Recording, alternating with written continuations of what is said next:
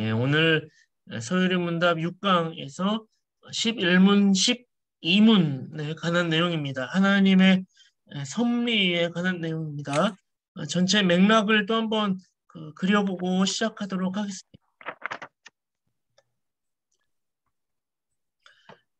저희가 그 소유리 문답을 볼 때, 제가 여러 번 말씀을 드리지만 맥락이 이제 중요합니다. 왜 맥락이 중요하냐면 거기에서 우리 머릿속에 그 진리에 대한 구조가 생기기 때문입니다. 구조를 우리가 가지고 있을 때, 뭐 무언가 진리를 담아낼 수가 있는 거예요. 이제 보이시죠? 예. 구조를 만들어 놓지 않으면 진리가 다 새 나가게 되게 됩니다. 이 사실을 우리가 잘 안다면 우리가 단순히 구조를 이렇게 배우는 거를 간가히 여기고 가볍게 여기서는 안 되는 거겠죠. 먼저 일문이 뭐였죠? 예, 하나님의 영광이었다. 우리 인생의 목적이 무엇입니까? 하나님의 영광을 돌리고 그를 영원토록 즐거이 여기는 것이 우리의 목적이었습니다. 그렇다면 하나님의 영광을 돌리기 위하여서 하나님이 우리에게 주신 것이 무엇이죠? 예, 그게 단문에서 이문에서 가르쳐주고 있습니다. 바로 신구약 성경이었습니다. 그러면 이 신구약 성경이 우리에게 가르쳐주는 요긴한 교훈이 무엇입니까? 라는 얘기였죠. 신구약 성경이 우리에게 가르쳐주는 교훈은 바로 무엇입니까? 해서 여기에서 이제 그 요리문답이 크게 두 가지로 나뉘어졌던 걸 보게 됩니다. 이제 산문부터 37인가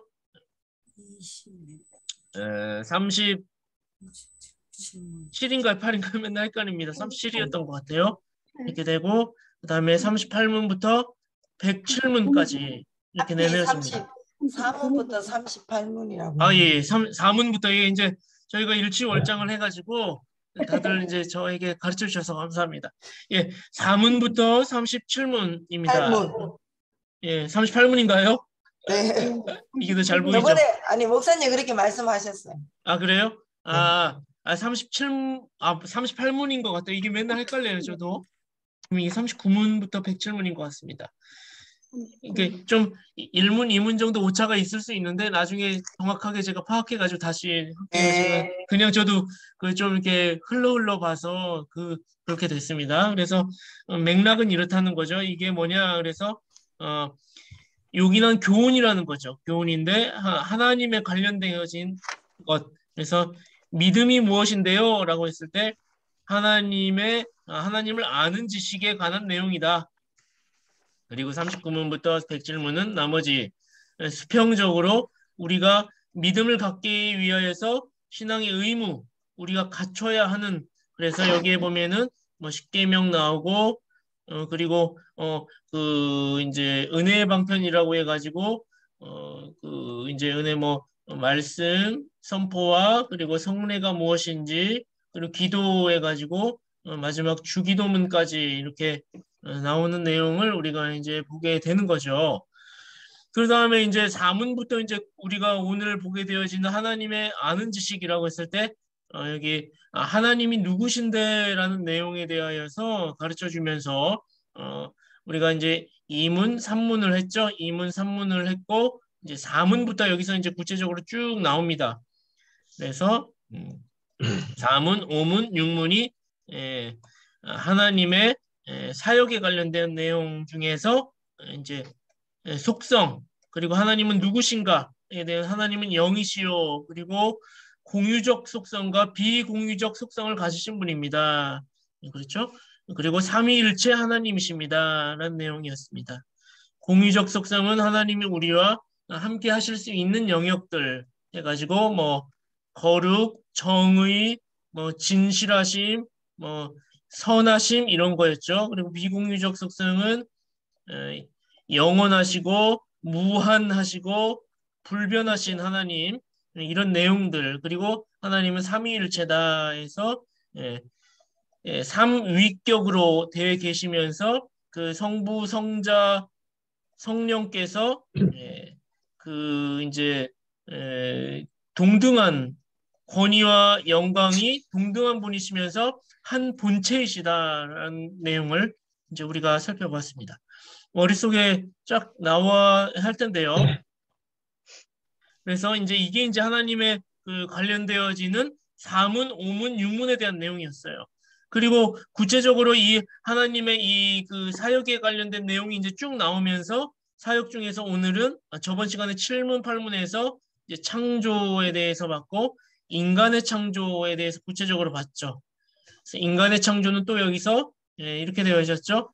인간이 하나님의 형상으로 닮아야만 지어졌었다. 그래서 거룩과 그리고 참된 지식과 의로 이렇게 우리가 되어졌었는데 이게 훼손이 돼가지고 문제인 거잖아요. 상실돼가지고. 그래서 이 거룩이라고 했을 때 그리고 지식이라고 했을 때 선지자적, 그죠? 선지자적, 거룩이라고 했을 때 제사장적, 의라고 했을 때 왕적 이런 예수 그리스도의 삼중직을 우리가 회복하게 되어지면 이 땅을 살아가게 되어졌을 때 하나님의 뜻을 온전히 구현할 수 있는 사람으로서의 모습을 우리가 갖추게 되어진다. 창조였고 그다음에 하나님의 사역 가운데 또 뭐가 있다라고 했죠? 오늘 우리가 저번 시간에 봤던 구문과 신문에서 이제 섭리였음을 이제 보게 됩니다. 섭리는 우리가 보존과 통치로 나뉘어집니다. 그래서 오늘 보게 되어지는 게 이제 11문, 12문 보존과 통치에 관한 내용을 우리가 살펴보고 나아가도록 하겠습니다. 예. 자, 그러면 섭리입니다. 하나님의 섭리, 섭리하시는 일이란 무엇입니까? 11문입니다. 하나님의 섭리하시는 일이란 모든 창조물과 모든 행동을 그분의 가장 높은 거룩과 지혜와 능력으로 보존하시며 다스리시는 것입니다. 여기서 보존이란 그리고 여기서 다스리시는 것이란 통치를 말해서 섭리란 보존과 통치구나라는 것을 우리가 알 수가 있게 되어집니다. 그럼 이 개념이 뭔지에 대해서 이제 우리가 봐야 하겠죠. 특별히 하나님께서 보존과 통치로 이 땅을 섭리하실 때 하나님께서 사람이 창조된 그 상태에 있을 때 사람에 대해 무슨 섭리를 하셨습니까? 라고 하였을 때 보존과 통치에 대하여서 하나님이 최초의 사람에게 생명의 언약을 맺으셨습니다. 라는 것을 보게 됩니다. 그래서 오늘 살펴볼 것은 뭐냐면 보존이 뭔지 그리고 통치가 뭔지 특별히 최초의 사람이었던 아담과 맺으셨던 생명의 언약 가운데 보존과 통치라는 뜻을 내포하여서 우리에게 언약을 맺으셨고 장차 있을 인류에게도 그와 같은 것들을 보아라라고 우리에게 예고를 해주셨다라는 사실을 이제 살펴볼 것입니다. 자, 첫 번째입니다. 교리를 이제 이렇게 잡아봤어요. 이 땅에 일어나는 모든 창조물과 모든 행동 속에서 이건 위에 있는 교리 문답을 참고하여서 그대로 인용할 겁니다. 모든 창조물과 모든 행동들, 이 땅에 일어나는 모든 창조물과 모든 행동 속에서 우리의 생존의 보존은 무엇을 통해 혹은 누구를 통해 이루어집니까? 자, 하나님은 자기의 계획대로 인생들을 보존하시고 통치하시면서 다스리시고 유지시킨다 라는 건데요. 그런데 사람은 그렇게 생각하지 않는다는 거예요. 사람은 이 땅에서 보존하는 거에 대한 굉장한 염려와 걱정을 가지고 있어서 그 부분을 해결하기 위하여서 하나님을 신뢰하는 길로 가는 게 아니라 인간적인 방법을 취한다라고 하는 건데요. 자, 먼저 우연인가 섭리인가라는 제목으로 한번 보면 이 땅에 일어나는 사건들을 우연으로 받아들이는 사람들이 있습니다. 이 사람들은 웬만한 일들의 신적인 개입을 배제하고 생각합니다. 만약 신이 존재하더라도 그들은 이신론적인 신관을 생각해요. 이신론이란 신이 창조 세계를 만들기만 하고 관여하지 않는다라는 이론을 말하는 거라고 말씀을 드린 적이 있어요.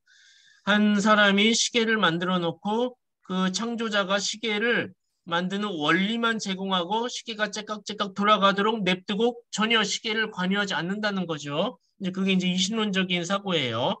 신이 그렇다라고 생각을 하게 되는 거예요. 그 사람들은. 그렇게 이 땅의 그 모든 일들이 창조물과 모든 행동들이 그렇게 돌아간다고 생각을 해요. 그렇기 때문에 모든 사건과 모든 사고 속에서 생존의 보존은 우연한 결과에 달려 있거나 아니면 인간의 계획을 통하여 성취하여 운이 좋으면 성공할 수 있다고 생각을 합니다.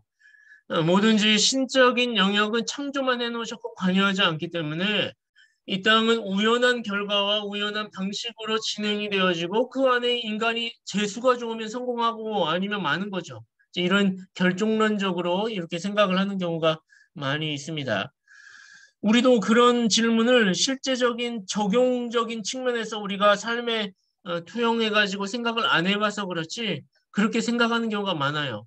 이때 이 세상에서 일어나고 있는 모든 일들, 뭐죠? 모든 창조물과 모든 행동들을 그분께서 보존하고 다스린다고 생각하지 않고 대한민국을 움직이는 사람이 누구라고 생각을 해요?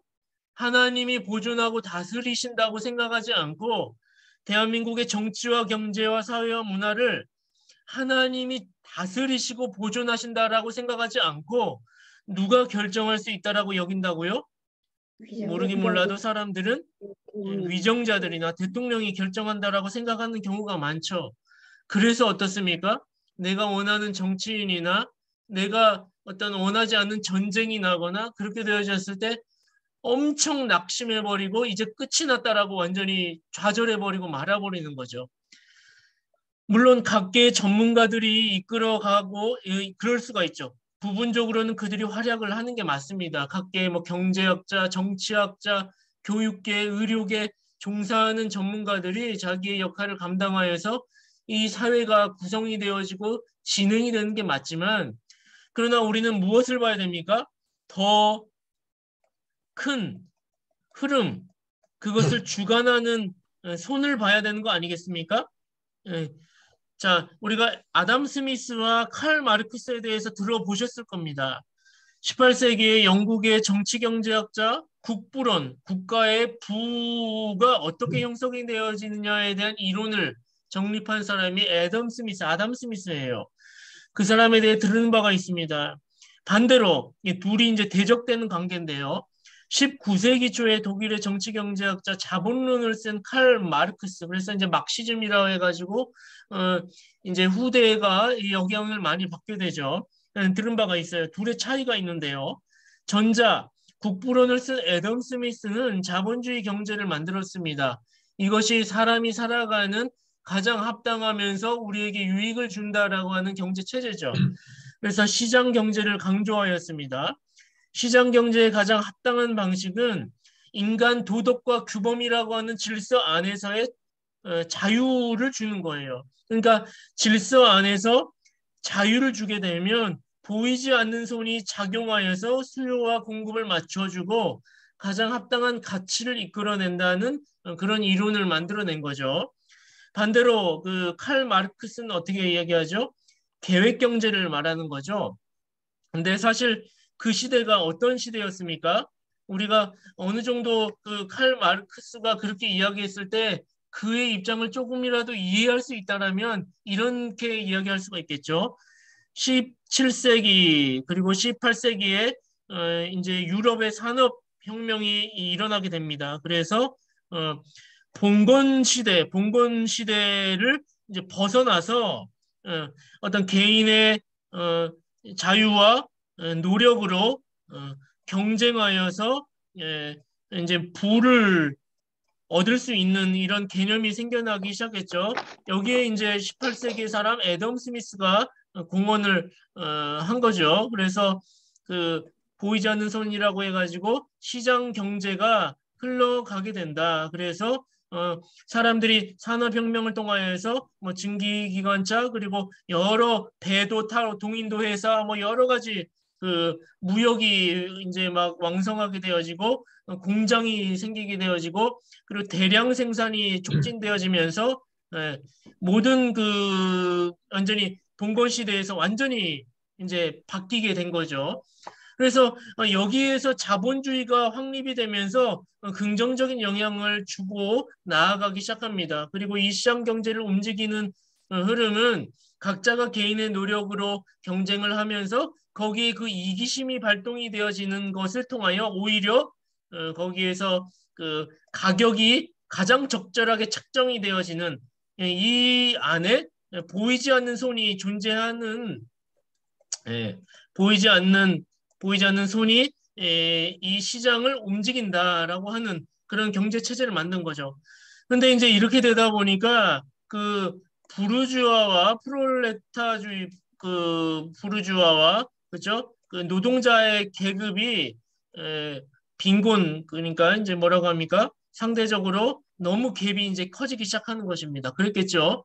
그렇게 되다 보니까 19세기 들어와서 이제 칼 마르크스라는 사람이 그 마르크스 마르크스라는 사람이 그 노동자 계층에 대한 어떤 그 이 부조리, 이 부르주아와 이제 부조리에 대해서 비판을 하게 되어져서 이들이 평등하게 살 수 있는 방법이 무엇일까라고 이야기를 하면서 자본주의에 대하여서 이제 비판을 하면서 자본론이라는 책을 쓰는 거예요. 그러면서 이게 자유시장 경제에 맡기게 되면 오히려 부익부 빈익빈만 초래하게 되고 안 된다라고 이야기를 한 거죠. 그래서 자본론을 주장하면서 이 마르크스가 이야기하는 것은 계획 경제를 이야기하는 겁니다. 계획 경제. 사람이 거기 시장에 사람이 어떻게 해요? 개입을 해가지고 그걸 정해주는 거예요. 그리고 배급해주는 거죠. 그러니까 이렇게 계획 경제 가운데 사람이 시장 경제에 관여해 국가나 그 규제를 해 함으로써 그 부를 나눠 가지고 노동자들에게 평등하게 주자 이렇게 얘기를 한 거죠. 사실 의도는 이제 좋았으나 이게 이제 결국은 역사 가운데 실패한 이론이 되어지고 자본주의가 이제 우리로 하여금 부를 양산해 주시는 이 시대의 산물로서 좋은 건 아니겠습니까?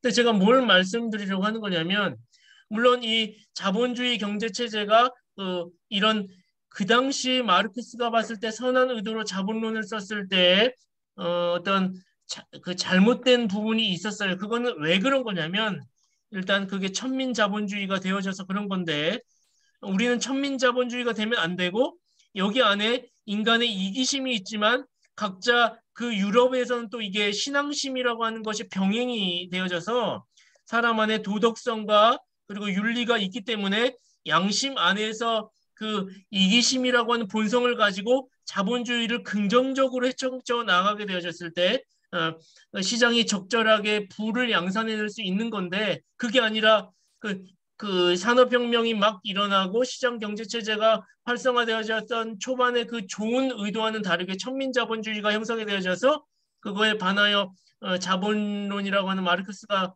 노동자 계급에 대한 어떤 그런 주장을 한 건데요. 그런데 그게 아니라 본 의미로 본다면 이것이 이제 우리에게 오히려 유익한 것이죠. 이게 왜 그렇죠? 가장 합당하게 인간을 평가한 것이죠. 인간의 이기심을 오히려 활용하여서 인간의 도덕과 윤리를 가지고 정상적으로 시장 안에 들어가게 되어지면 보이지 않는 손에 의하여서 균형을 잡게 되어지고 우리가 유익을 누릴 수 있는 체제인 것이죠. 그래서 이제 우리가 이런 부분에서 봤을 때 이 애덤 스미스가 사실 무엇을 본 것입니까? 애덤 스미스가 말했던 보이지 않는 손이란 어떤 손을 말하는 걸까요? 이제 하나님의 손인 거죠. 애덤 스미스는 섭리를 믿었던 것입니다. 그렇기 때문에 인간이 신앙심을 가지고 양심을 가지고 있다면 본성은 이기적일지라도 자기 안에서 자율적인 의지를 가지고 노력하게 되어졌을 때 정상적인 경쟁과 그런 과정을 통하여서 가장 합당한 경제 체제를 누리고 인간으로서의 행복을 가져올 수 있다. 하나님의 섭리가 있기 때문에 이제 이렇게 본 것이죠. 자, 그런데 마르크스는 어떻게 한 거예요? 그렇지 않은 것이죠. 마르크스는 이제 인간이 계획하고 설계한 대로 경제 구조를 만들어낸다라고 이야기를 해가지고 결국은 인간을 그 부를 평등하게 나눠준다라고 하는 거를 기반으로 해가지고 사람들을 전체적으로 하향 평준화로 이끌게 된 것이죠.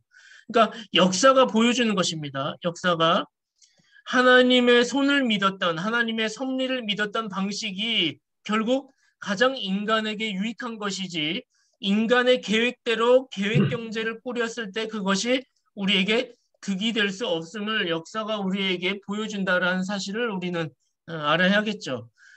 오늘 우리 정치에도 그렇지 않습니까? 뭘 얘기하고 있죠? 자유민주주의 안에서 사회주의적인 어떤 성향을 가진 정치가들이 뭘 주장하고 있습니까?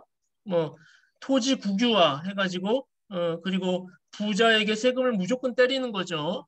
그래가지고 그들의 세금을 다 걷어가지고 사람들에게 시민들에게 나눠줘야 된다. 그래서 뭐 이제 기초 재난지원금이나 이 지원금이나 사실 이게 당장의 눈앞에는 우리에게 좋아 보이는데요. 그리고 토지 국유화 부자들이나 많은 사람들의 토지를 다 매입해가지고 국가가 그것을 잘라서 준다 이런 거죠. 그리고 뭐 공공의료 시설이나 그렇죠. 의료 그 제도 안에서도 의사들이 경쟁해가지고 더 탁월한 사람들이 탑 클래스에 오르고 자연스럽게 그 그 시설 안에서도 순위가 매겨지면서 좋은 병원, 탁월한 병원은 값어치가 올라가는 것이고 좀 미진한 데는 이제 그 병원을 닫게 되어지면서 이렇게 차등이 있으면서 결국은 민간인들이 의료 혜택을 잘 누릴 수 있는 것이란 그런 거죠. 그런데 공공의료에서도 국가가 모든 의료인들을 배분해 가지고 학교도 정하여 주고 공공의료기관으로 입학을 시키고 하게 되어지면 이제 실력이 어떻게 되겠습니까? 의사들의 실력이 하향 평준화가 되는 거예요. 이제 이런 식인 거죠. 이게 다 사회주의적인 뭐예요? 이데올로기에서 나오는 것입니다. 이게 다른 말로 얘기하면 하나님의 섭리를 믿지 않는 거죠. 인간이 계획해가지고 인간이 만든 이론으로 그 행복할 수 있다라고 생각하는 것이죠. 우리는 그게 아니라 하나님의 섭리, 보이지 않는 손을 믿습니다. 하나님께서 어떻게 하십니까? 보존하실 것입니다. 우리는 그 안에서 대신 뭘 하는 거예요? 최선을 다합니다. 우리는 그 안에서 대신 최선을 다하고 그 결과는 하나님께서 이루실 것입니다라는 것을 신뢰하면서 나가는 거죠. 이것이 이제 그리스도인들이 하나님의 섭리를 의지하는 어떤 방향이 되어야 하는 것입니다. 예. 근데 이제 많이들 안 그러고 있죠. 요즘에 이런 개념이 없으면 어떤 포퓰리즘에 우리가 금방 속아 넘어가기 이제 십상이에요. 이런 부분들을 우리가 성경적으로 좀 정리를 해가지고 개념을 좀 알아야 사회에 적용을 할 때에도 우리가 이것을 감내할 수가 있는 것입니다.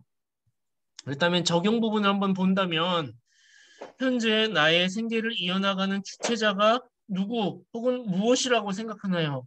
우리가 직접 이것을 삶 가운데 투영하고 생각을 안 해봐서 그래요.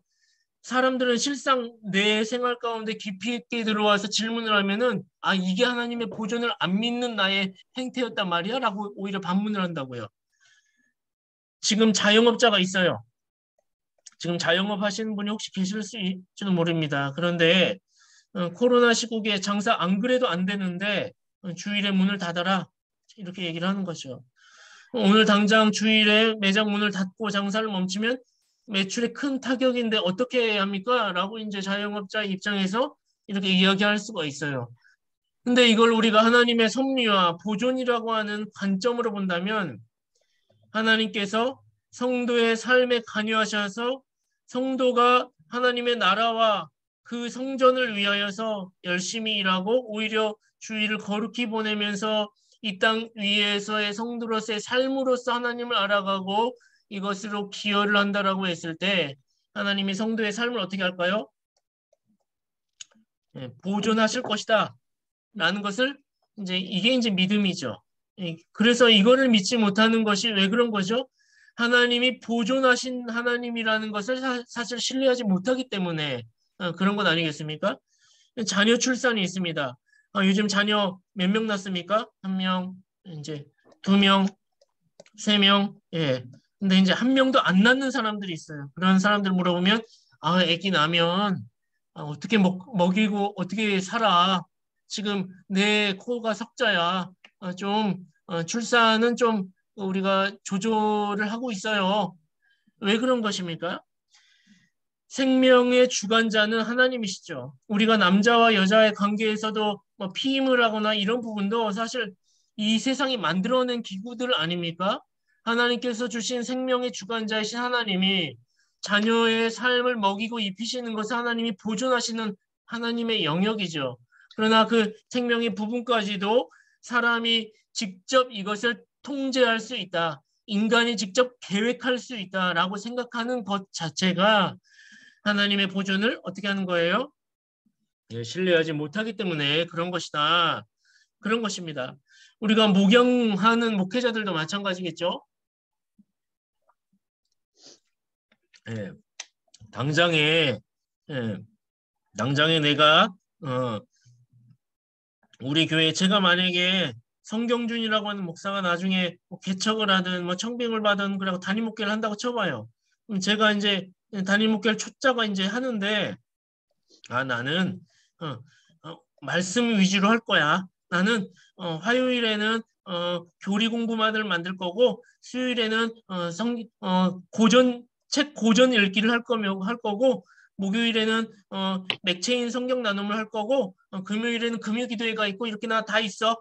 나는 오직 말씀과 교리와 진리 위주로 내 목양을 이렇게 해 나갈 거야 했어. 그래가지고 제가 이제 막상 목회를 이제 시작한 거예요. 목회 시작 1년 차 성도가 늘어요, 안 늘어요? 늘어요. 네, 그거 이제 아멘이죠. 그러면 늘면 늘어요. 아멘인데 이제 말 안 는다고요. 현실적으로는 안 늘어요. 이제 저도 그걸 알아요. 안 늘어요. 그러면 인간적으로 목회자지만 어떤 생각이 들까요? 인간적으로 굉장히 이제 그 조바심이 나겠죠. 근데 이제 1년이 되고 2년이 되는데 성도가 안 늘어. 아, 이거 어떡하지? 어떡하지? 안 되겠다. 조금 그 이벤트를 좀 하자. 우리 교회도 좀 노방전도도 나가자. 그리고 우리도 좀 뭐 가수도 좀 부르자. 뭐 예를 들자면 자, 이렇게 하나 둘씩 세상이 하는 방식을 세상 기업들이 마케팅하는 방식을 그대로 교회에 도입하게 되어지면 이 목회자는 사실 뭐를 못 믿고 있는 겁니까? 하나님이 보존. 교회를 보존하실 거라는 것을 못 믿는 거죠. 이제 이렇게 되는 겁니다. 여러분도 마찬가지라는 거예요. 여러분들이 있는 그 생활 그 현장에서 여러분들이 하고 있는 그것에서 나는 이렇게 내가 계획해가지고 내 방식대로 이렇게 하면은 우리의 형편이 좀 나아질 수 있을 거야. 이와 같은 거 하나하나를 고려할 때 내가 하나님께서 보존하시고 통치하실 거라는 것을 염두하고 그렇게 행하는 것인가를 잘 보시라는 겁니다. 하나님께서 자신의 보존을 어떻게 이끌어 나가신다라고 여러분들은 말하고 계십니까? 자, 소율이 문답 11문에는 하나님께서 보존하고 다스리십니다. 통치하십니다. 라고 이야기하면서 이것을 수식해주는 말이 있어요. 뭐라고 수식해주고 있습니까? 하나님께서 하나님의 섭리하시는 일이란 모든 창조물과 그 모든 행동을 보존하며 다스리시는 것입니다. 어떻게 해요? 그분의 가장 높은 거룩과 지혜와 능력으로 이게 중요한 거예요. 무슨 얘기입니까? 내가 생각하기에 성경준이라고 하는 목회자가 개척해가지고 목양을 잘하는 것이란 말씀과 진리대로 하는 게 잘 안 되니까 내가 생각하는 것은 뭐 이벤트를 하는 거고 뭐 사람을 뭐 가수를 부르는 거고 이런 거였어. 근데 하나님이 더 지혜로우신 분이에요. 그렇겠죠? 하나님이 네. 더 능력이 있으신 분이에요. 하나님은 네. 더욱더 거룩한 방법으로 보존하실 겁니다. 왜 이걸 네. 못 믿느냐는 겁니다. 우리에게 이것이 필요합니다. 여러분이 믿는 실상은 무엇입니까? 누가 지혜롭고 누가 능력자입니까? 성경이 가르쳐준 하나님의 속성을 믿으십시오. 그렇게 하면 하나님께서 보존시키실 것입니다. 아멘. 예, 두 번째 교리로 갑니다. 예.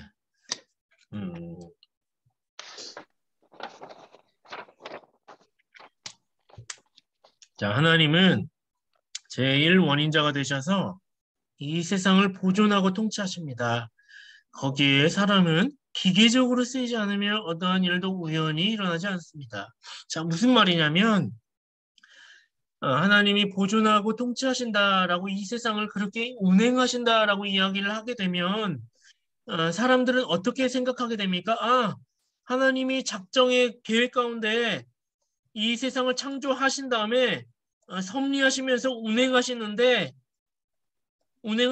보존하는 방식으로 하신대. 아, 그러니까 하나님이 알아서 다 하는 거니까 인간은 손 놔. 아무것도 안 해도 돼. 이런 생각을 할까요, 안 할까요? 이제 하게 되겠죠?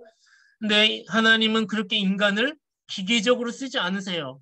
오히려 인간의 자유의지를 사용하신다는 겁니다. 예화인데요. 우리가 만약 가정을 해봅시다. 가정이지만 실제 이런 방식으로 하나님이 일하신다라고 저는 확신하는데요. 예. 어떤 청년이 대학 등록금이 필요해서 500만 원이 필요한 상황에 놓였다고 가정해 봅시다. 근데 이제 돈을 구하지 못해서 상심하고 있어요.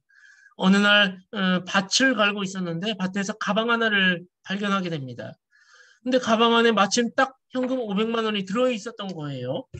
자, 이것은 우연입니까? 재수가 좋은 건가요? 그날? 이 현금을 어떻게 받아들여야 합니까? 자, 일단 좀 뭐 형법이나 좀 법적으로 야 빨리 신고해야지. 그 잃어버린 사람 어떻게 갚아줘야지. 좀 이렇게 보지 말고 예화니까 조금 그 섭리의 관점을 한번 봐보십시다. 만약 이 사람이 이것을 우연이라고 생각한다면 사실 그 마음에는 이 청년은 자기가 이 돈을 발견한 것에 대한 원인자라고 자기 자신이 공로자라고 생각하게 되는 거예요. 내가 성실히 밭을 잘 갈다가 돈을 얻은 거니까 이 돈의 근거는 나에게 있는 거고 이 돈은 내 거지. 내가 성실히 밭을 잘 간 나에게 공로가 있는 거지라고 생각하죠. 근데 반대로 이 돈박스가 우연이라고 생각하지 않는 사람이 있는 거죠. 이 사람은 돈박스가 오게 된 것이 하나님의 섭리 가운데 하나님이 나를 사랑하시구나라고 생각을 하는 거예요. 왜요? 내가 잘해서 그 돈을 얻은 것이 아니라 하나님의 손이 나의 상황과 나의 사정을 아시고 일으키셨다라고 보는 겁니다. 왜 그렇습니까? 이제 비하인드 스토리가 나옵니다. 사실 그 청년을 평소 좋게 보았던 이웃집 아저씨가 그 청년이 등록금이 없는 것을 알고 민망하지 않게 돈가방을 딱 밭에다가 숨겨둔 거예요. 그 청년이 의도치 않게 발견하게 하게끔. 하나님이 그 아저씨에게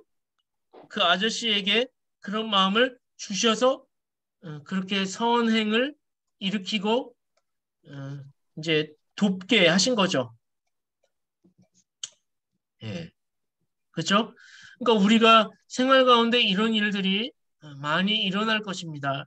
하나님이 만약에 성도의 삶을 성도의 삶을 보존하신다면 우리가 예기치 못한 상황 가운데 이런 은혜를 만약에 경험하게 된다면 우리의 생활과 우리의 형편을 아신 하나님께서 보존하신다면 평소 그리스도인의 삶을 살며 하나님의 영광을 위하여서 애를 쓰고 수고하는 자에게 그 형편을 아시기 때문에 이런 예기치 못한 방법으로 보존을 시키실 거라는 거예요. 그렇겠죠? 우리는 이것을 믿고 인간적이고 인위적인 방법에 손을 뻗으면 안 된다는 겁니다. 그런 위기가 왔을지라도 이해가십니까? 네. 욥의 이야기를 함께 봐봅니다. 욥의 이야기. 우리가 욥기를 잘 보면 욥기가 1장부터 42장까지가 있죠. 여기 보면 욥이 1장에서 사탄이 하나님이 이제 사탄에게 천상에 의해서 이제 자랑을 합니다. 욥과 같은 사람이 없다. 그가 나를 경외한다. 그랬더니 사탄이 그렇지 않습니다. 한번 시험해 보십시오. 그래? 그럼 내가 한번 시험해 볼게. 그래가지고 욥에게 어떻게 합니까? 고난을 주시죠. 재난으로 집안이 가산이 다 털리고 다 날아가게 되고 자녀들이 다 죽어요. 폭풍 그 뭐냐 그리고 자신의 몸에 심지어 부스럼이 일어나가지고 막 장으로 막 긁어서 막 피가 막 진동하고 막 가루가 뚝뚝 떨어지는데도 간지럼에 살 수가 없는 거죠. 하나님은 욥에게 왜 그렇게 하신 것입니까? 우리는 이제 욥기를 보면요. 참 그 희한합니다. 욥기가 1장부터 42장까지가 있는데 그 1장부터 3장까지는 욥이 굉장히 번민하고 아내와의 어떤 말싸움도 있고 그러다가 이제 친구들이 이제 오게 됩니다. 친구들이 위로하러 오게 되어지면서 이제 한 4장부터 한 38장까지가 이제 39장인가요? 한 대략 이렇게 큰 분량을 친구들과 뭐예요? 예, 논쟁합니다. 자, 분명히 욥은 여기서 엄청난 고난을 받게 되죠. 하나님께서 욥에게 고난을 엄청나게 줍니다. 여러분들 가운데 욥과 같은 고난을 받지 않으면 불만 품으시면 안 됩니다. 자녀가 다 죽으신 분이 계십니까? 재산을 다 거덜나고 분이 계십니까? 몸에 죽을 병과 같은 병을 당한 분이 계십니까? 하나님이 그렇게 하셨어요. 그래가지고 욥도 사실 성인군자가 아니죠. 욥도 최초에 이런 고난을 받게 되어졌을 때 도대체 하나님이 나에게 왜 이런 일을 나한테 주신 거야? 친구들이 위로하러 왔지만 욥 자신이 나는 잘못한 게 없어. 나는 하나님 앞에 경외했고 온전했어. 근데 나에게 이런 일이 일어나는 걸 나는 믿을 수가 없어. 뭔가 잘못됐어. 왜 그럴까? 그렇다고 하나님이 잘못된 분은 아니라는 것을 욥은 아는데 왜 나에게 이런 것을 주셨을까? 해결을 하지 못하는 거예요, 욥이. 그러니까 친구들은 야, 네 자신을 돌아봐. 야, 네가 불신앙자인 거 아니야? 오히려 욥을 막 꼬집죠. 하나님이 욥과 친구들과의 논쟁을 지리하게 거의 뭐 이제 30장이 넘는 분량을 이렇게 할애하십니다. 왜 그렇게 하셨을까요? 우리가 욥기라고 하는 것을 결론을 보게 되어졌을 때 1장에서 2장, 뭐 3장까지 고난을 주셨고 마지막에 40장 에서 이제 해피엔딩으로 끝납니다. 욥이 하나님을 알아갔어. 그렇게 되면 딱 한 장, 두 장, 세 장, 네 장, 한 네, 다섯 장 정도만 욥기가 구성이 되어져 가지고 욥이라는 사람이 고난받았는데 회개하고 하나님 앞에 온전하게 바로 섰대. 이렇게 가면 제일 좋을 것 같은데 어떻게 욥기를 1장부터 이렇게 긴 장을 할애한 다음에 중간에 한 30여 장을 넘게 논쟁을 집어넣냐는 거예요. 왜 집어넣은 거예요? 이걸 쓸데없이. 그 논쟁 부분, 욥기가 논쟁한 부분 혹시 읽어보신 분 계십니까? 계속 반복되는 세 친구와 마지막 엘리후까지 해가지고 계속 반복되는 논쟁을 비슷하게 끝없이 하거든요. 왜 그렇게 하시냐는 거예요. 왜 그런 것 같습니까? 성경은 어느 하나 그냥 쓰여진 게 없죠. 그렇죠? 그렇다면 하나님께서 이렇게 하신 이유가 분명히 있다는 거예요. 무슨 말입니까? 인간으로 하여금 인간이 얼마나 강팍하냐. 인간이 웬만하면 못 깨달아요. 웬만하면 못 깨달았습니다.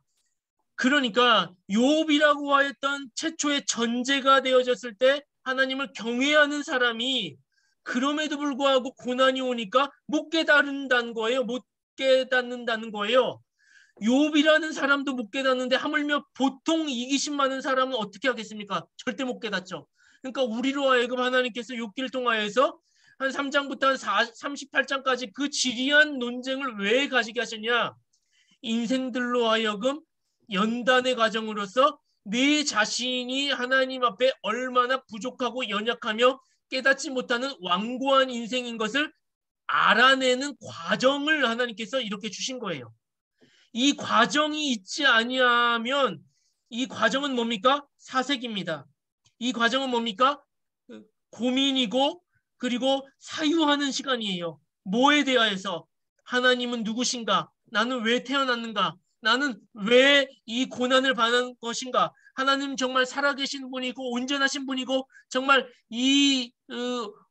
나에게 어떤 잘못이 없으신 악한 분이신가 아닌가 이런 많은 사유를 하도록 우리에게 하는 것이죠. 인간이 바로 1 더하기 1은 2 해가지고 믿어지는 인간이 아니라는 거예요. 그만큼 완고하고 악하기 때문에 이런 과정이 존재하지 않으면 믿어질 수가 없다. 여러분 어떻습니까? 그러나 욥은 어떻게 했죠? 하나님께서 나를 다스리신 하나님이십니다. 결국은 이 과정을 통하여서 하나님께서 나를 보존하시고 다스리시는 하나님입니다. 그렇게 하시는 하나님은 선하신 하나님이십니다. 마지막에 하나님께서 욥에게 40장에 뭐라고 하십니까? 야, 욥아, 네가 그거 아니? 너 이 세상을 그 전능자와 다투려고 하냐? 너 이 세상이 어떻게 창조되어졌는지 아냐? 너 이 세상이 그 소가 풀을 뜯어먹고 허리에 힘줄이 나고 이런 하나하나 세포가 어떻게 작용하고 이런 것들 너 아냐? 너 그런 거는 하나도 알지 못하면서 어떻게 단순히 너한테 오는 메커니즘적인 고난에 대하여서 하나님이 없다라고 얘기하려고 하느냐? 너 세상에 모르는 게 태반인데 너가 얼마나 인간이 무지하고 아는 것이 없다라고 하는 사실은 발견하지도 못하면서 그저 네 눈앞에 있는 그 작은 양상들 때문에 하나님을 불신하려고 하느냐? 인생들이 얼마나 무지하고 인생들이 얼마나 초라한지에 대하여서 하나님이 그 과정 가운데 깨닫게 하셨다는 거예요.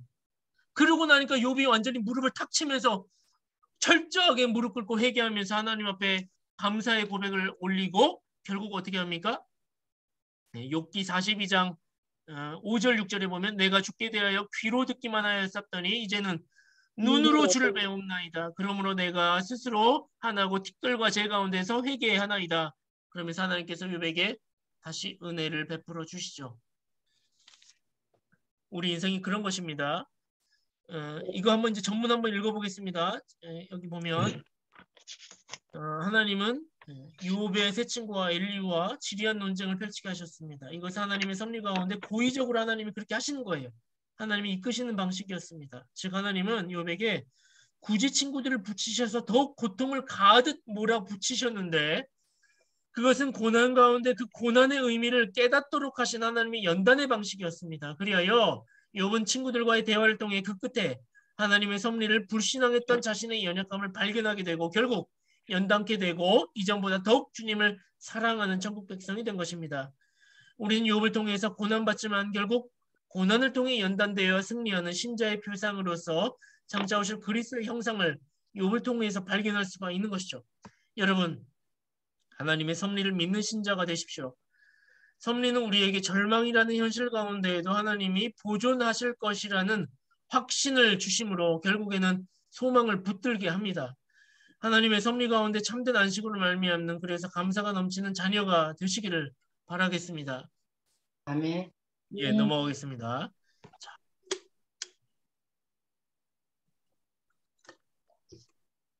자, 하나님은 모든 창조물과 그 행동을 또한 통치하십니다. 보존과 통치라고 했죠. 이 단어를 잘 외워놓으십시오. 섭리하면 뭐라고요? 보존과 통치.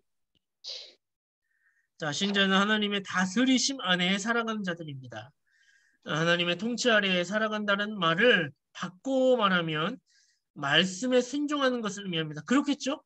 하나님이 나를 통치해요. 이건 우리가 이제 애완견을 키운다라고 해도 애완견을 주인이 통치하고 다스릴 때 그 애완견이 그 통치 아래에 있다라고 하는 말은 뭐예요? 멍멍 하면서 주인이 이거에 저거에 하면은 그 말을 잘 따르는 거를 통치 아래에 있다라고 얘기하잖아요. 그러니까 결국 통치는 순종과 뗄래야 뗄 수 없는 거죠. 곧 순종이 바로 하나님 나라의 일을 하는 방식인 것입니다. 이해가십니까? 하나님이 통치를 하시면 우리는 그 하나님의 통치 아래 말씀 앞에 순종해야 하는 거예요. 순종하는 것이 하나님 나라의 일을 하는 방식이라 하니까 이런 착각을 또 하기도 합니다. 너무 거시적으로만 우리가 생각을 하는 거예요. 막 거국적으로 야 나는 순종하는 사람이야 라고 하니까 나는 직분자로서 나는 세계 선교사가 될 거야. 나는 찬양 인도자가 되어져서 큰 집회에서 하나님께 영광을 돌려드릴 거야. 내가 모든 큰 일을 도맡아서 함으로써 자 여기에서 말하는 순종의 의미는 그런 넓은 의미만을 말하는 게 아니에요. 그런 것도 포함되지만 우리는 더 잘 알아야 할 것은 좁은 의미로서 순종의 의미를 알아야 합니다.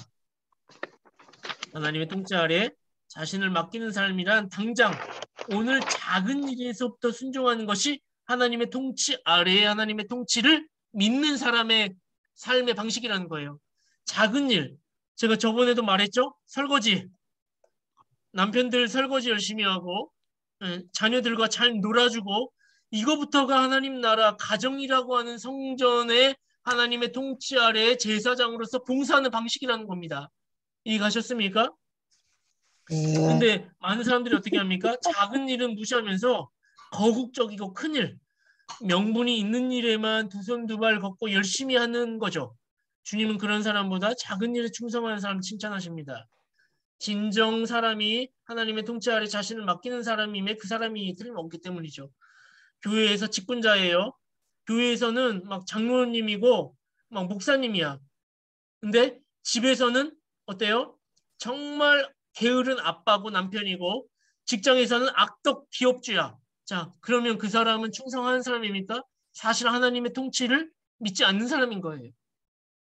자, 마지막 교리입니다. 마지막 교리.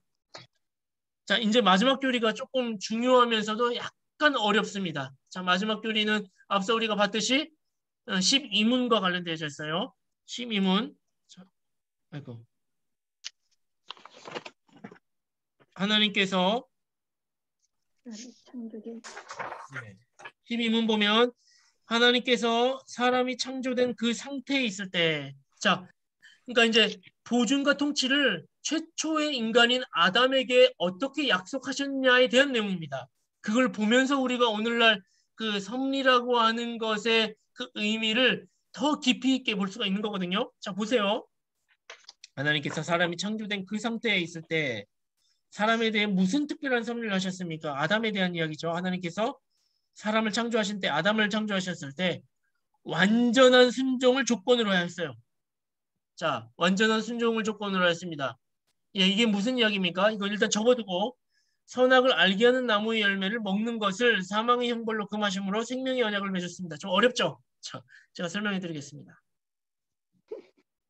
하나님은 최초의 사람 아담을 통하여 보편적인 인간의 인생을 이렇게 이끌어 가시겠다고 약속하셨습니다. 생명의 언약. 생명 언약과 행위 언약은 같은 말이에요. 자, 곧 순종하면 100% 완전히 순종하면 순도 100% 영생을 주겠고 불순종하면 사망의 형벌을 맺도록 하겠다. 자. 칠판을 한번 보겠습니다.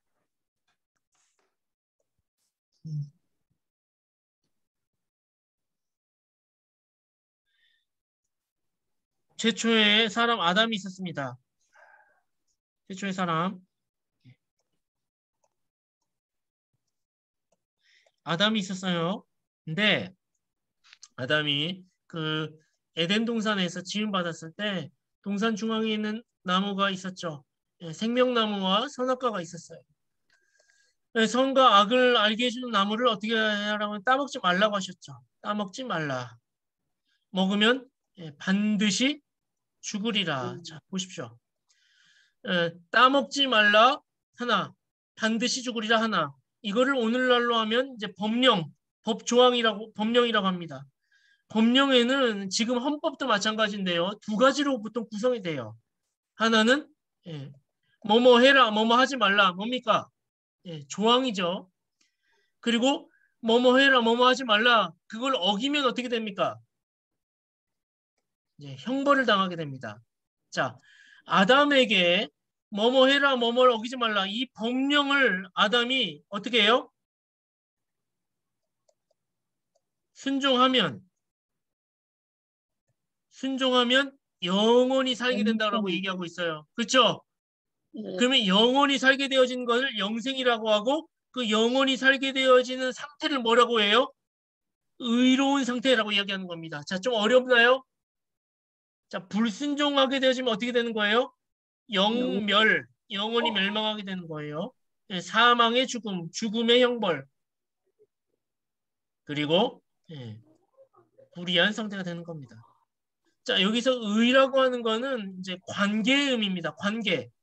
하나님의 뜻대로 자기가 정해놓은 이 기준을 하나님이 보시기에 만족하면 그 사람을 하나님은 의롭다, 의로운 자다라고 이야기를 해주시는 거고, 하나님이 정하여 놓으신 이 법령을 만족하지 못하면 이 사람을 불순종하면 하나님은 이제 불의한 자, 그 사람의 대가는 사망의 죽음이 있게 되어지는 겁니다. 자, 이해가셨죠? 근데 아담이 어떻게 되죠? 아담이 어떻게 되죠? 불순종. 네. 조항도 따먹지 말라 했는데 이걸 어겼어요. 또 뭘 어겼습니까? 어기게 되어지니까 당연히 반드시 죽으리라 해가지고 죽어야 되는 상태를 겪게 됩니다. 그런데 이런 상태를 얻게 됐는데 솔직히 지금 아담이 선악과를 따먹자마자 어떤 상태에 놓이게 됩니까? 죽습니까? 안 죽습니까? 안 죽어요. 안 죽어요. 죽어야 되는데 안 죽어. 그러면 하나님이 거짓말쟁이십니까? 영원히 죽어요. 그래서 죽음에 대해서 세 가지 의미를 우리가 좀 생각해 볼 수가 있어요. 하나는 영혼의 죽음. 또 하나는 육체의 죽음, 육의 죽음. 또 하나는 영원한 죽음. 그래서 아담은 사실 이때 어떤 거예요? 죽은 거죠. 선악과를 따먹고 사실 아담은 지금 죽음의 형벌의 상태에 놓이게 된 거예요. 지금 현재 아담의 상태는 어떤 상태입니까? 이 상태죠. 이 상태를 어떻게 해야 돼요? 극복해가지고 이 상태로 놓지 않으면 아담은 어떻게 되는 겁니까? 영원한 죽음을 죽게 돼가지고 영혼은 당연히 지금 죽어있는 상태인 거고 육체는 곧 노쇠하게 되어지면 죽을 거예요. 지금 이게 아담의 상태입니다. 그럼 어떻게 해야 이렇게 가게 되어지는 겁니까? 하나님은 여기에서 선악과를 따먹지 않고 이걸 순종하게 되어지면 오케이 하게 되면 영생을 주시겠다고 했어요. 이걸 이제 우리는 생명의 언약, 행위 언약이라고 하는 거예요. 예, 같은 얘기입니다. 근데 이거를 아담이 지키지 못했어. 그래서 지키지 못했기 때문에 이 상태로라면 이들은 죽음의 형벌을 쳐야 되는데 하나님이 이렇게 하시지 아니하고 긍휼을 베풀으셨어요. 이거를 해결할 수 있는 방법을 주셨다고요. 그걸 이제 우리가 은혜의 언약이라고 얘기를 하는 거죠. 어떻게 은혜의 언약을 주셨죠? 아담이 하나님이 정하여 놓은 법령 이거를 똑같이 해결하면은 이게 어떻게 돼요? 똑같이 해결하면 어떻게 돼요? 이게 다시 회복이 되는 거죠. 네. 그러면 지금 불의에서 의로 가려면 어떻게 됩니까? 똑같이 이거가 해결이 돼요. 조항은 뭐예요? 해라, 하지 말라. 예, 결국 이게 나중에 이제 율법으로 가게 되어지는데요. 율법을 완전히 100% 순종해야 돼. 그리고 또 어떻게 돼요? 이건 뭐예요? 죄에 대한 대가, 죄에 대한 값을 어떻게 돼요? 100% 죄에 대한 값을 치러야 돼. 이 두 가지가 만족이 돼야 된다고요. 이 두 가지를 누가 만족시켰다고요? 예수 그리스도. 예수 그리스도가 만족시킴으로써 그 예수 그리스도가 하나님의 법령을 아담이 하지 못했던 이 의가 파괴되었잖아요. 하나님이신 예수 그리스도가 아담이 해결하지 못한 의를 예수 그리스도가 해결함으로써 예수님이 의를 어떻게 하게 돼요? 획득하게 됩니다. 획득. 예수가 하나님의 의를 획득하여서 우리는 이것을 어떻게 하면 됩니까? 받으면 됩니다. 예, 그 말을 다른 말로 하면 믿으면 된다라고 되는 겁니다. 이해 가십니까? 네. 우리가 파괴시켰던 이 불이 이 두 가지의 우리의 그 뭐라 그럴까 결핍을 예수 그리스도가 의를 획득해 가지고 그 공로를 힘입어 이것이 우리로 하여금 어떻게 대치가 되어지냐? 믿음이라고 하는 방식으로 우리가 의인이 되어질 수가 있다라는 것입니다. 자, 그러면 다시 넘어가면 좀 제가 너무 복잡하게 그려가지고 현장에서 만나서 큰 칠판에다가 조금 하면 더 좋았을 것이라는 좀 아쉬움이 남는데요. 어쨌든 자, 그러니까 무슨 이야기를 이제 드리려고 하는 거냐면, 자, 읽어보겠습니다. 하나님은 최초의 사람 아담을 창조하시고 자기 마음대로 살도록 놔두시지 않았습니다. 한 가지 법령을 제정하시고 언약을 맺으셨다. 그래서 그 법령은 선악과를 따먹으면 죽게 된다는 것인데, 생명나무의 열매를 먹으면 영생하게 될 것이라는 약속인데, 이 조항을 지키면 100% 지키면 영생을, 불순종하면 사망의 형벌을 받는다. 자, 여기까지 이해 가시죠? 네. 방금 제가 설명했던 거예요. 여기서 생명나무와 선악을 알게 해준 나무 자체가 어떤 특별한 효력을 가진 게 아니에요. 그럼 뭐를 하나님께서 이렇게 언약을 주셨을 때 하나님께서 의도하신 건 뭡니까? 핵심은 열매 자체에 신통한 능력이 있는 게 아니라 그 열매를 통해 명령을 내리실 때 그 통치 규정에 순종할 것인가 불순종하실 것인가를 하나님께서 보신다는 겁니다. 바꿔 말하면 그 통치 규정에 순종할 것인가 불순종할 것인가를 통해 당사자의 영혼의 보존이 결정된다는 겁니다. 보존이. 그러니까 우리가 결국은 이 선악과를 따먹을래 말래 이것이 오늘날 우리에게 무엇으로 주어지는 겁니까? 하나님의 말씀이라고 하는 형태로 우리에게 주어지는 거잖아요. 성경을 주시고 말씀을 순종할래 말래, 순종하면 영생으로, 불순종하면 어때요? 불의의 사망의 형벌로 간다. 근데 여기서 이제 우리가 질문을 던져봐야 되죠. 사람의 영혼이 어떻게 할 때 보존이 된다고요? 온전히 말씀을 따라 순종할 때라고 했다. 이 순종은 100% 순종이라고 했다. 그러면 이렇게 질문을 다시 던져야죠. 하나님 말씀에 100% 완전히 순종할 수 있는 사람이 있습니까? 없어요. 없어요.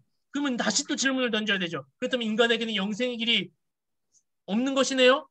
아닙니다. 그렇지 않다는 거예요. 그 100% 순종해야 할 거를 인간이 할 수가 없기 때문에 다른 누군가가 탁월한 존재인 어떤 존재?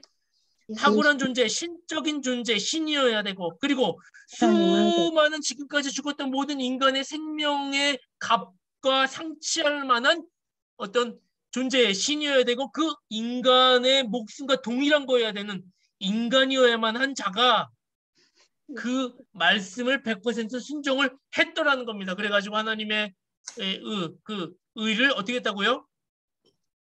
획득하였다고요. 획득. 중요한 단어죠. 획득하셨다고요. 이걸 우리가 어떻게 하기만 하면 돼요? 믿기만 하면 된다. 자, 그렇기 때문에 우리는 그 믿는다라는 것은 뭡니까?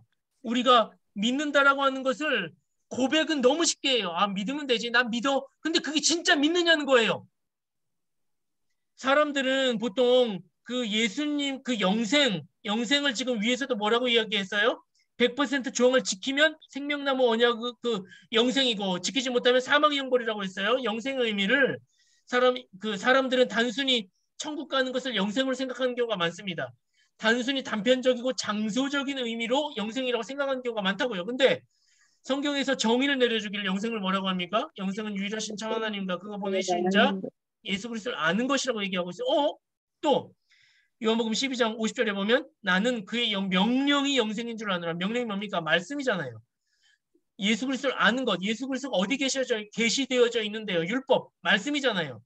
그러니까 말씀을 알고 말씀의 명령을 따르는 것. 결국 그것을 순종하는 것이 우리가 그 영생에 이르는 길인 것이고 하나님 옆에 나아가는 생명으로 나아가는 길인 거예요. 그러면 생각해 보십시오. 그 말씀을 순종하는 것인데 어떻게 순종한다고요? 믿는다고요? 믿음으로라고 했어요. 믿음이라고 하는 것이 어떻게 발현이 되어져 가지고 우리가 영생에 이르게 되어지는 건데요. 그게 바로 뭡니까? 연합이다. 연합이다. 믿음과 동시에 예수 그리스도와 신자가 하나 된다. 이거는 성령께서 하시는 사역이에요. 그래가지고 성령께서 그리스도의 영을 우리에게 부어주셔서 예수님이 하신 일이 바로 내가 한 것과 같은 역할을 하도록 일치시켜 주신다. 연합하게 하신다라는 것입니다. 그러면 연합되기 위해서는 그 사람, 믿으려고 간절히 소망하는 사람이 있고 여기 예수님이 이루는 공로가 있어요. 이것이 예수님의 그리스도의 의인데 이것이 이 안에 어떻게 투영이 돼요? 연합이 되려면 어떻게 돼요? 의에 또 이제 어려운 단어가 나와요. 의의 전가가 필요하겠죠. 예수 그리스도의 의가 사람 안에 전가가 돼야 돼요. 그렇게 되어졌을 때 연합이 될 거 아니에요. 이해 가십니까? 네. 오늘날 신약시대의 성도가 아담으로 인해 파괴되었다는 행위 언약을 어떻게 회복합니까? 바로 둘째 아담이신 예수 그리스도의 객관적인 구속사역인 십자가의 대속의 공로. 이 의는 십자가에서 예수님이 죄와 피 흘리심으로써 죄에 대한 대가를 다 치르신 거죠.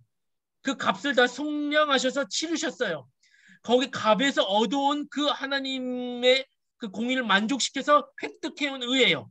이거가 이 사람에게 전가가 되기 위해서는 믿음이 필요하고 믿었을 때 연합이라는 어떤 결과가 형성이 되어지는 거죠. 그래서 예수님이 이뤄놓으신 이 십자가의 객관적인 구속사역 십자가를 의를 따놓은 거를 오늘날 신자가 주관적으로 믿을 때 의의 전가가 일어나게 됩니다. 그건 누가 하신 일이에요? 성령께서. 그렇게 될 때 그 신자는 하나님과 파괴되었던 언약을 회복할 수 있게 됩니다. 자, 그렇게 이제 그렇게 의의 전가로 말미암아 회복한 사람은 그 개인이 모여서 어떻게 됩니까? 뭐를 이룹니까? 예. 네. 교회를 이루게 된다. 예수 그리스도를 통해 영생에 참여한 한 사람 한 사람 회심한 사람들이 모여 교회를 이루게 된다. 이제 영생에 참여하게 된 성도와 교회는 자기 개인의 구원만을 위해서 살지 않습니다. 무슨 얘기입니까? 이전에는 자기의 구원만을 바라보며 어떻게 하면 영생을 받기 위해서 막 노력을 해요. 그래가지고 그리스도의 의를 전가를 받게 되죠. 그렇게 되어지면 이 사람의 목적이 바뀌게 되죠. 일문일답 뭐였습니까? 하나님의 영광을 돌리고 그를 즐거이 여기는 대로 나아가게 되는데 그게 구체적으로 어떻게 나타난다고요? 그의 통치 방식에 순종하는 것으로. 그러니까 이 사람의 이제 목적은 자기 개인의 구원만에 국한되는 것이 아니라 더 나아가서 플러스 더 나아가서 그리스도의 통치 체제, 통치 자체를 바라보고 소망하게 됩니다. 만약 아직도 구원에만 집착하는 사람이 있다면 그 사람은 아직 영생에 대한 정확한 의미에 대한 부족이 있는 거예요. 갈라디아 3장 10절에 무릇 율법 행위에 속한 자들은 저주 아래 있나니 라고 했습니다. 율법의 멍에에 얽매여져 있으니까 더 통치체제에 하나님 앞에 들어가는 영생에 이르는 것에 대한 더 플러스 알파에 대한 거에 대해서는 아직 관심이 없는 거죠. 왜? 계속 율법에 대해서 얽매여져서 어떻게 구원만 받지만 관심이 있으니까. 근데 그리스도와 연합되게 되어지면 어떤 일이 일어난다고요? 그리스도와 연합된 신자와 교회의 관심은 이제 구원은 내가 따놓고 하나님의 은혜를 주심 가운데 확신이 서게 되어지니까 하나님의 선하신 작정에 통치에 순종함으로써 참여하는 데 관심이 가게 되더라는 것입니다. 이제 영생에 참여하게 되면 더 이상 구원만을 위해 신앙생활을 하지 않습니다. 이미 구원받았음을 경험했기 때문입니다. 하나님의 보존을 믿기 때문입니다. 하나님이 나를 구원하시는 데까지 보존하실 거야. 세상 사탄 마귀 유혹이 나를 유혹하고 술과 마약과 여자와 어떤 저주받을 것든 모든 것들이 나를 하나님의 품으로 가지 못하도록 하는데 내가 하나님을 열망하고 죽게 나아간다면 하나님이 나를 보존하실 거야. 주님 도와주십시오 라고 애통하며 주님께 나아간다면 하나님께서 그 신자를 보호하시고 신앙을 유지하도록 도와주실 것이다. 그리고 거기에만 그치지 않고 플러스 이제는 그 통치 방식에 참여하기를 희망하게 될 것이다. 이제 주님 저를 다스려 주십시오. 세상이 아닙니다. 돈이 저를 다스리는 것이 아닙니다. 명예와 힘이 저를 다스리는 것이 아니라 하나님의 말씀에 순종하며 사는 것이 영생인 줄 아오니 그렇게 저를 다스려 주십시오에 관심을 가지게 된다는 겁니다. 여러분의 관심은 어디이십니까? 아직도 여전히 율법 아래에 머물러서 자기 개인 구원에만 구원을 간절히 소원하십니까? 물론 그게 필요합니다. 그러나 그 이상의 것을 바라보십시오. 아니면 하나님의 보존과 통치 아래에 어떻게 하면 하나님께 영광을 받으실까에 관심이 있습니까? 결론입니다. 우리 유현정 권사님 한 번만 헬프미 해주십시오. 읽으십시오. 결론 읽을까요? 예. 결론 읽을까요? 네네. 인류의 역사는 아무런 의미 없이 흘러가는 것이 아닙니다. 하나님은 선하시고 신실하십니다. 하나님은 자기의 계획을 시작하시고 마치실 때 모든 것을 합력하여 선을 이루게 하십니다. 그리고 그 일을 이루실 때 각 사람의 소원을 두고 행하게 하시며 이것을 통해 영광 받으십니다. 그러므로 우리는 어떤 상황에서도 이 세상의 역사의 진행에 대한 결과 앞에 개인의 삶 속에 일어나는 무수한 사건들 앞에 감사해야 합니다. 어떤 수많은 난제가 있을지라도 하나님은 인내한 자녀에게 돌이켜보니 인격적인 해답을 준비하고 계시다는 것입니다. 명심하십시오. 이 땅을 살아가면서 우리가 잊거나 의심하지 말아야 할 것은 이 땅에 부정적으로 보이는 어떤 현상도 결국 절대적으로 선하시고 지혜로우시며 거룩하신 하나님에 의해 선한 결과를 향해 가는 것이라는 점을 말입니다. 섭리를 바라보고 그리스도인의 소망을 붙들고 나가시는 저와 여러분이 되시기를 바랍니다. 아멘. 예, 감사합니다. 여기까지 하고 마치도록 하겠습니다. 예, 녹화는